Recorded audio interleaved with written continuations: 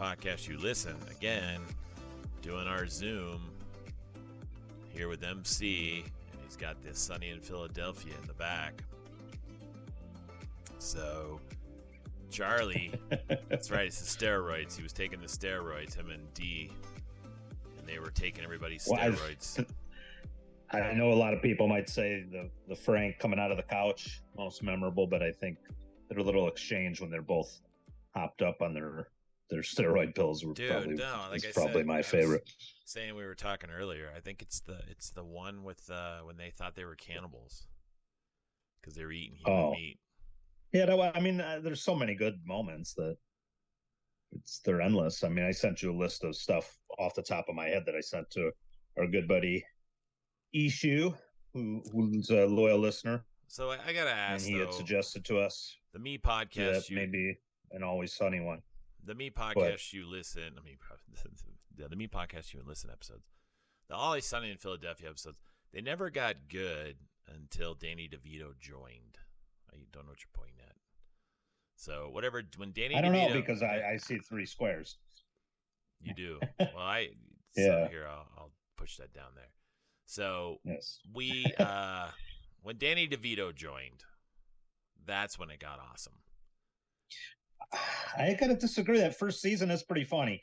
Now obviously it did get funnier with DeVito, but that opening season with all those controversial things like the abortion, when he's jumping over the fence for the girls, the gun episode. I think there was like Dee's dating a different nationality. I mean, I don't even know what's appropriate to even say anymore. But those are all great episodes. I mean, I'm gonna agree with you. DeVito ones are better, but DeVito got on there in the stuff that goes on between Frank and Charlie is the reason I think it's became very successful. I mean, I know Dennis and Mac are funny. And I know Dee's funny. She ended up doing her own show afterwards. But dude, you can't tell me that it's not hilarious when Danny DeVito finally gets in. And then it gets even funnier when he acts even more spaced out.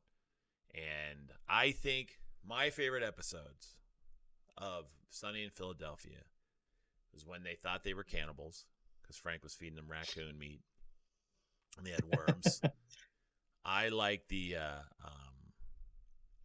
the one where Mac and Charlie are trying to fake their death, and they do the car. They do the car scene. So the car in the wall. Car in the wall. Yeah, we're gonna drive at the wall super fast, and then we're gonna jump out. Yeah. And he's like, "Oh, that sounds great. Yeah, you go ahead and do that. I'll be right here rooting you on." He goes, pussy, and then he goes flying at it and just hits the wall, and he's like, "Oh!" and never jumps out too. And he's like, it was coming so fast. It was coming so fast. I couldn't get out.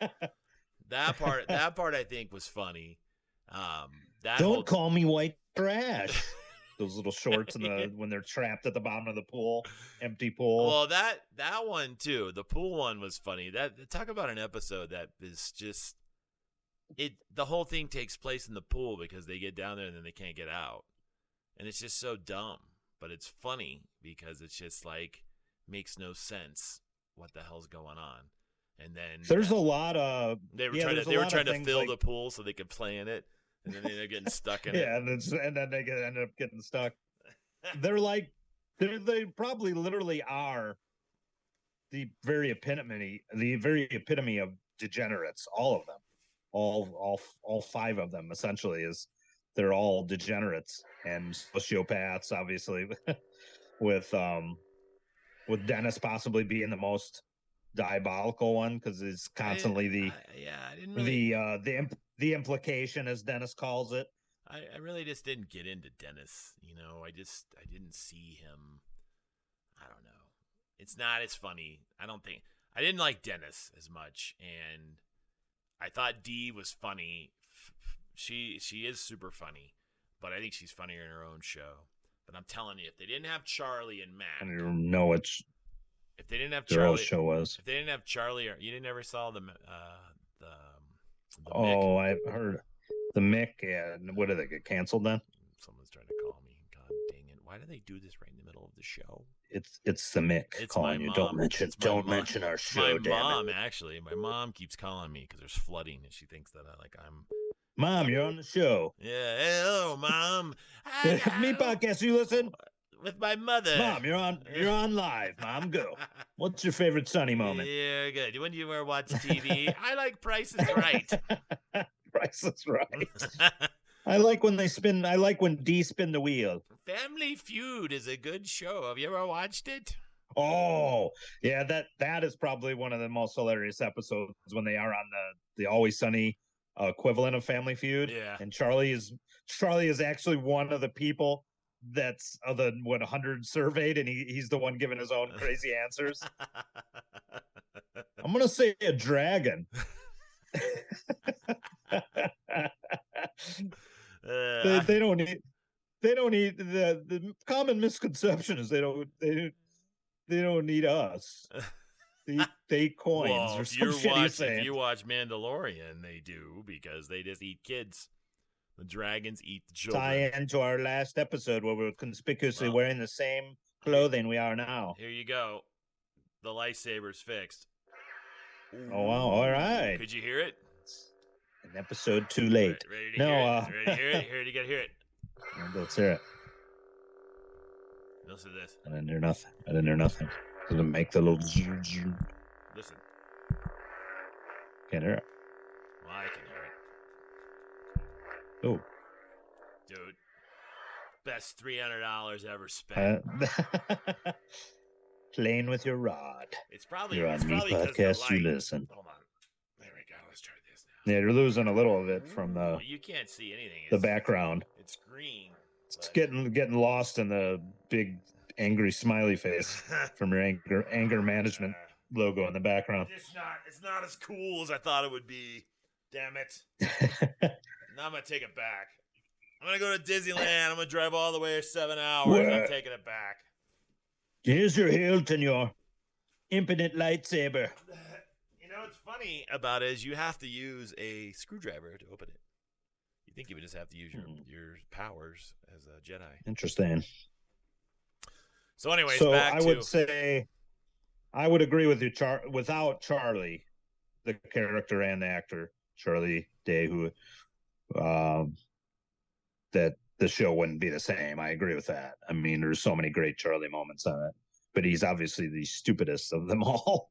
Illiterate. I mean, they make fun of a lot of stuff that's just, I mean, in a world that's trying to be so PC, the show started off from even its first season on being very un-PC. And I think for like comedians like yourself or just people and just enjoy unfiltered humor, it's really a great show for just ludicrous. What about the one where Dennis's mom and she's with Charlie's mom, they're roommates. It's like the Odd Couple. Oh. And they're trying to get him. That's Mac's mom. Yeah, Mac's mom and Charlie's mom. They're trying to get him. Santa Claus. Did you? Dude, okay. So I bought my mom. So I bought that movie. I bought that movie, and I didn't think that was going to go into that direction. And it was the funniest one. He's like, yeah, the Santa Clauses come over, and they hang out with my mom, and then they leave all the... and they always come over on certain days, and then they're like, I think they're having sex with your mom. And he's like, well, they like to come over and hang out during Christmas. And I'm thinking, no, I think it was funny. So then when I watched that, I actually bought that movie. I own it. And I think that's... Bought movie? It's a movie. The Christmas, it came out as a DVD. Oh, you're always I didn't behind. Watch it like that though. I did. No, I watched it on Hulu or whatever they were streaming. Yeah, because that's what happens. So it was an Always Sunny movie. It was a movie because it's long. It's like what, an hour and a half. It's a long ass episode. It's not just one. If you look at it, it's you don't even know. Do you just get engulfed in the actual show? And I just binge watch. There was this thing where I just binge watched a lot of them. So the Christmas. I mean, I wasn't watching them live on FX. I actually watched them. I think I did watch them in DVD form like years later. A friend told me about them years prior. Yeah, you got to watch the show, and it wasn't until I forgot how I stumbled upon it that I seen it. It's Christmas. It's the Christmas episode, and it came out. Okay. And so you had to buy it. You couldn't see it. Obviously, it wasn't on FX. It was a little violent and a little bit explicit. And so You mean when he bit his ear? The text blood said on everywhere. his blood. Yeah, I think I may have watched that on the season I bought. So I have it up to, I think, either season 9 or so. I think I own a big blood box everywhere. set. Well, That was did pretty you good. know? I think they're still going to come out with another season. I think there is a Sunny in Yeah, Philadelphia coming out again. Another season's coming they're out. getting progressively shorter because the trip to Ireland season was what 8 episodes, Yeah, 10 episodes. I didn't even. It was funny to a point. It wasn't as funny as the other stuff. So Yeah, every series though probably reaches like some like highs and lows, pits and I mean, when they ended the one show with Mac dancing in the prison, yeah, that was a little bizarre. Yeah, that well, wasn't really one of my favorite episodes. they were trying to hit they were trying to make it kind of serious. So I think this is my favorite season, season 3. Yeah, don't do that. Season 3. Don't do what? Don't try to. You just got done telling people don't bully, and so now you're like, I'm not bullying anyone. I just do, but it's a show based on the most ludicrous things. So, and then he just tried to let's try to go do something really sensitive. And, again, they were serious. just trying to. It's just like when he got all fat. So my favorite one is season 3. Probably could have done without that season 2. You know, the ones in season 3 that I think are funny is the gang gets invincible when they try out for the Jets. Do you remember that? The Eagles. They try out for the Eagles, and they shoot Doyle's. Cousin or nephew or something in the leg. He's gonna try out for. You didn't see that one trying out for the Invincible? And then no, I've seen them all. That's where Charlie. That's where Charlie's wearing the Green Man suit all the time, and they're like, that was for the. I thought that was for the Phillies. He didn't wear that when they snuck into the Phillies. So it was for the Eagles. They were trying out for the Eagles. Yeah, and then because they were trying to do the Invincible like Mark Wahlberg, and so they were all trying out. They thought they could do it, and Dee tried to try out as a kicker, and she dressed up. Oh yeah, that's right. Yeah, I do remember that. And that's when Dennis. When Frank took a bunch of drugs, and he was like standing in the trash can, but he thought he was in the toilet of the RV. Do you remember that part? And she's like, he's been in the trash can for like 2 hours, and he's just standing there. He thought he was in the toilet. Thought that one was funny. The trash man. I thought the wrestling one where they're. I don't think the trash man. That was with Roddy Piper guest starring as the Mauler or something, wasn't it? Yeah, where he teaches them how to wrestle. It probably wasn't. Like it was just like hardcore style though. It probably wasn't a far stretch from where Roddy Piper was at that time. He probably was living in his car. Probably. No, he's got a nice place in Portland. Got a nice place in Portland. He did pretty well for himself, Roddy. Not no more.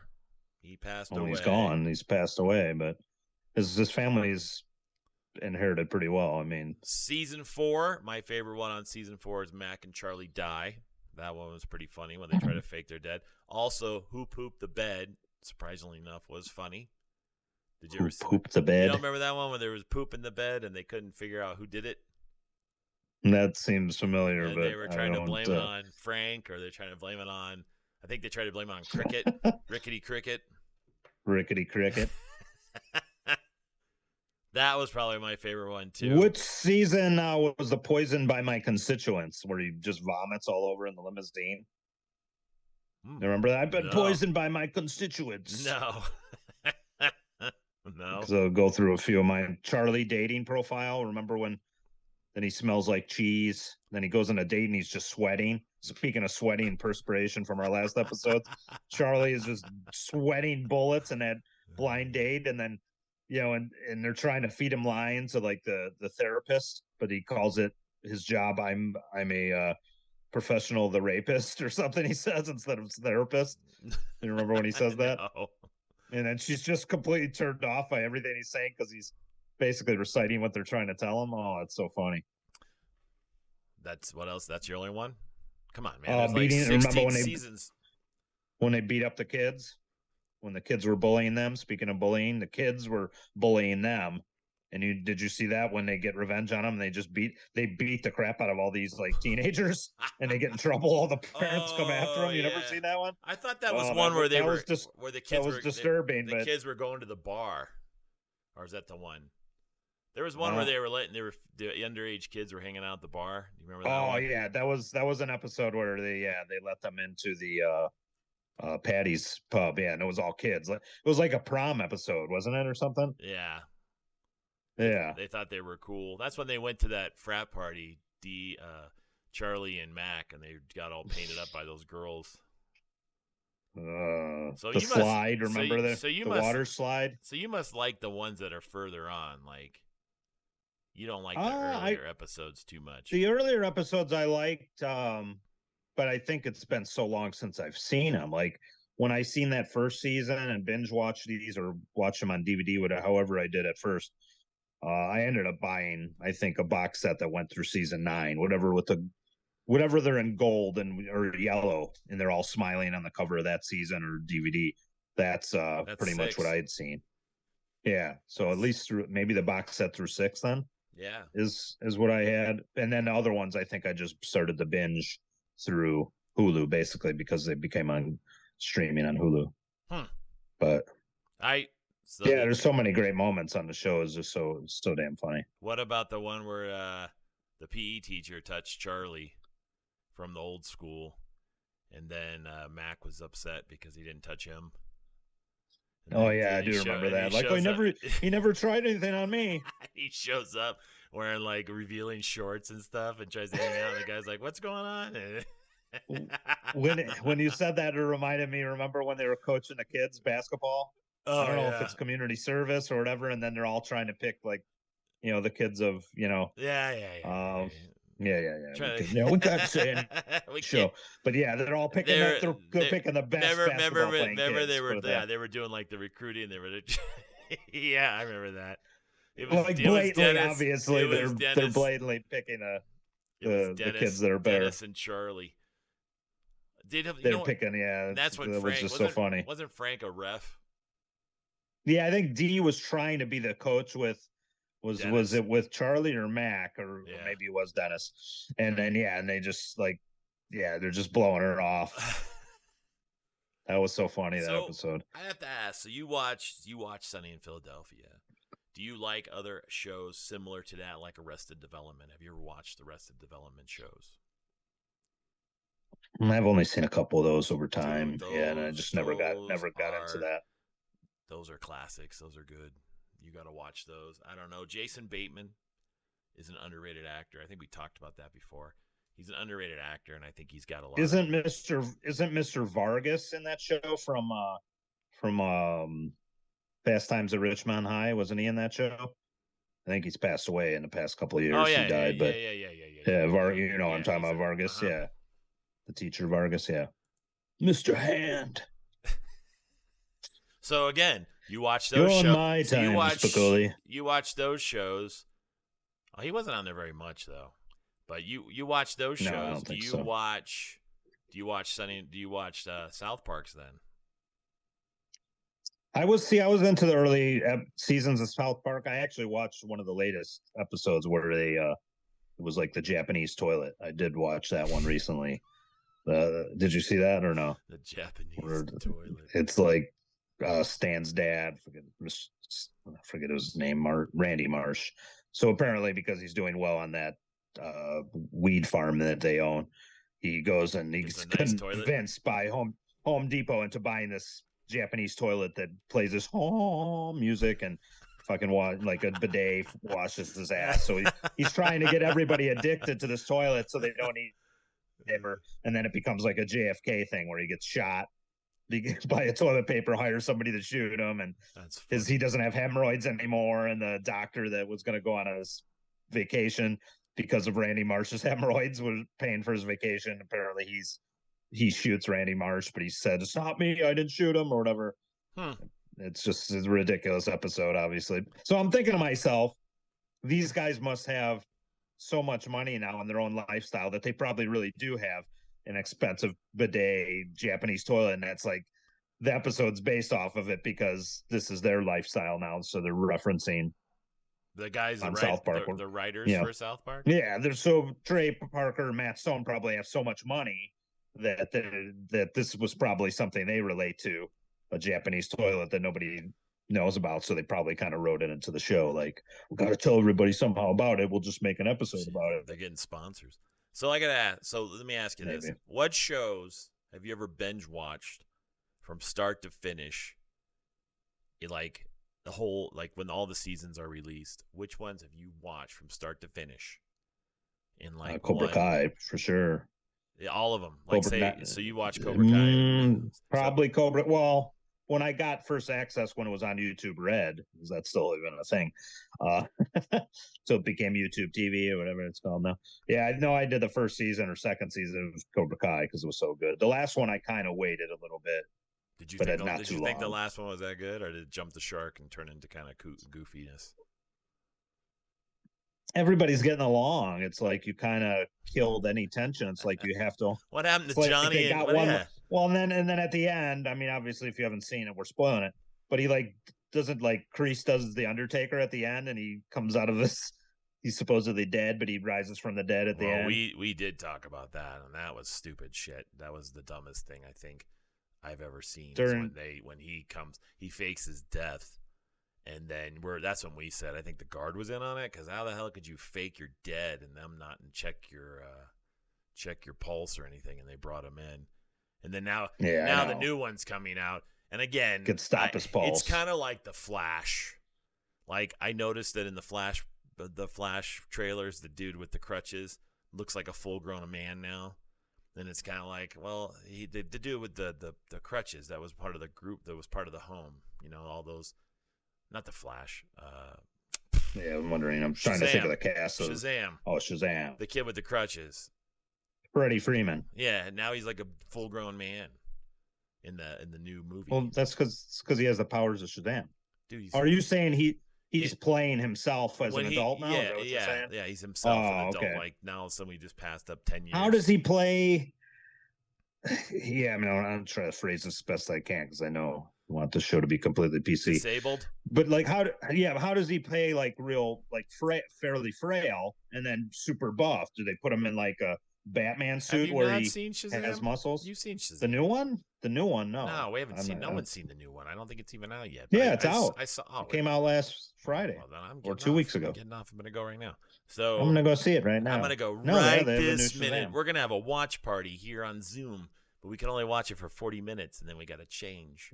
So we're gonna have 7 episodes as an anthology. 10 minutes of Shazam, each 10-minute episode. So I just got a message from Mishu who just said the backflip into the pool was one of his favorite moments.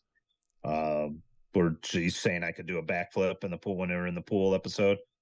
When it's filling up, I could do a back. Remember that when he's saying I could do a backflip, and they're like, "You can't do a backflip." I remember this. Did he fall and hit the concrete?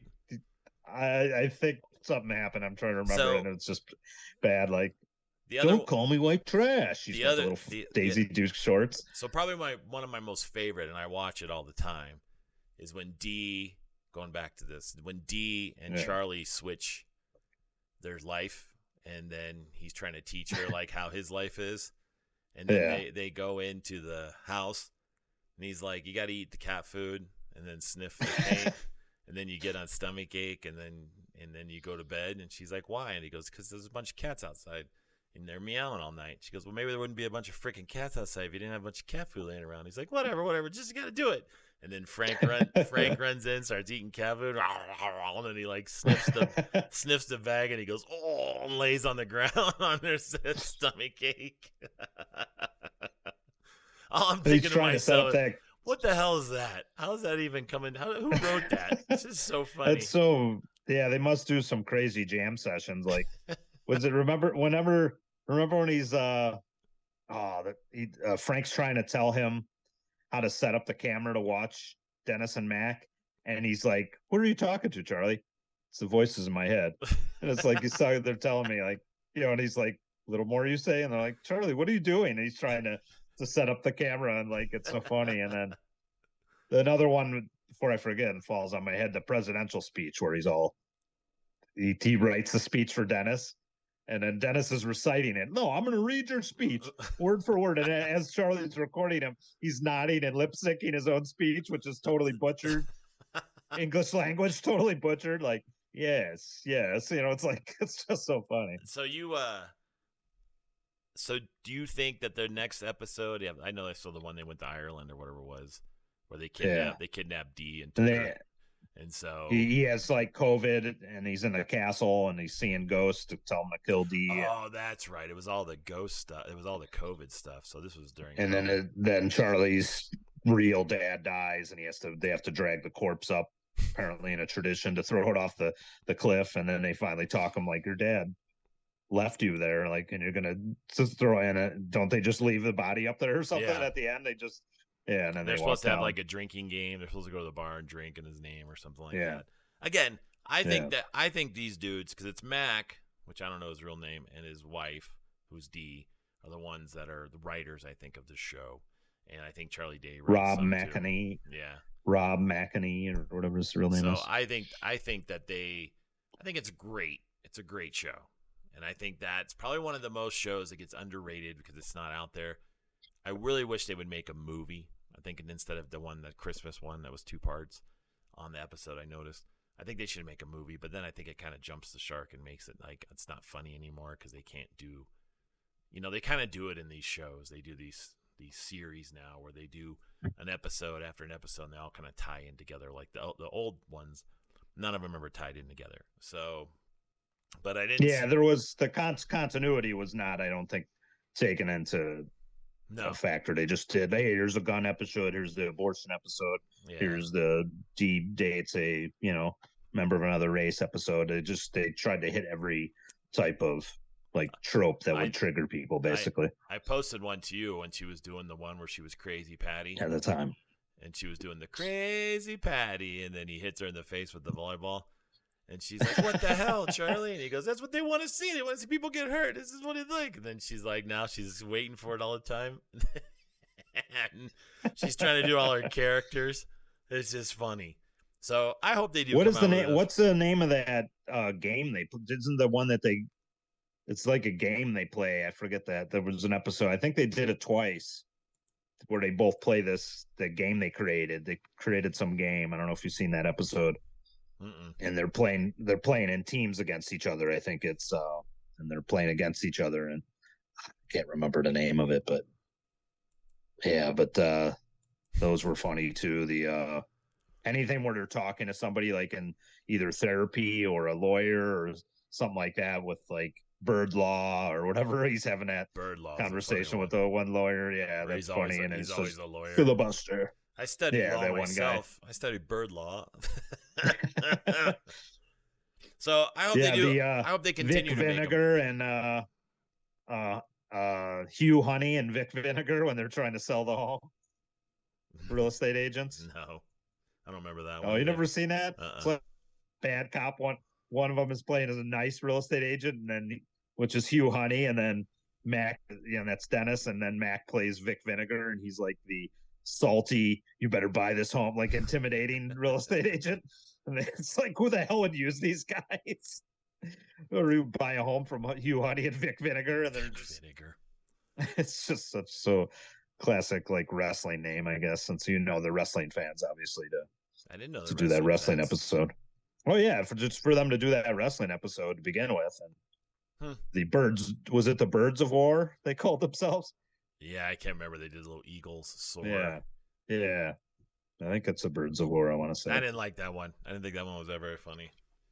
I didn't like that one? No. With Trash Man comes in and I just didn't like that. I thought it was funny with the edge of the I think it was funny watching cricket. Frank was wearing the singlet like the old Big Show. Andre the Giant. Yeah, and he's in there. Yeah, Andre. He smashes him with a tin can and cuts Cricket's neck. Slice Cricket's neck open. Cricket, who starts off as a priest and then devolves into like a homeless degenerate like he's that. He's a bad guy. He turns into a bad guy. Yeah. Essentially devolves into because they ruin his life. They ruin his life. Rickety Cricket. Yes. Well, it's always sunny in Philadelphia. I like that. I hope they continue to make these episodes because I do think they have a lot of stuff to write. I think they're really funny, like South Park and Arrested Development. I think all these have the same kind of premise, and I think people get into them like a cult, and they watch all these episodes, and they'll continue to watch them because they're always funny and relatable. And that's what part I like about It's Sunny in Philadelphia. There were episodes towards the end of the season before the one they went to Ireland. It got kind of boring, and it wasn't as exciting. But I think that the characters themselves, if they ever lose Frank, I don't know if there's ever going to be a good Sunny in Philadelphia anymore. So hopefully Danny DeVito lives forever. I don't know. I mean, I don't know about that, but I think at that point in time hopefully at that point in time, they will have done so many seasons where, I mean, it makes you wonder like what other type ideas they could really do. I mean, you have like to mention, like you were saying with the South Park, that could pretty much spoof anything, current events. Well, South Park's a cartoon. Animation is animation is so rudimentary. They could pretty much spout out an episode so quickly. I mean, they filled Chef's spot after he passed away, so it's not like it's true. When you have real TV show, what are you going to do now? You're losing audiences when your characters die.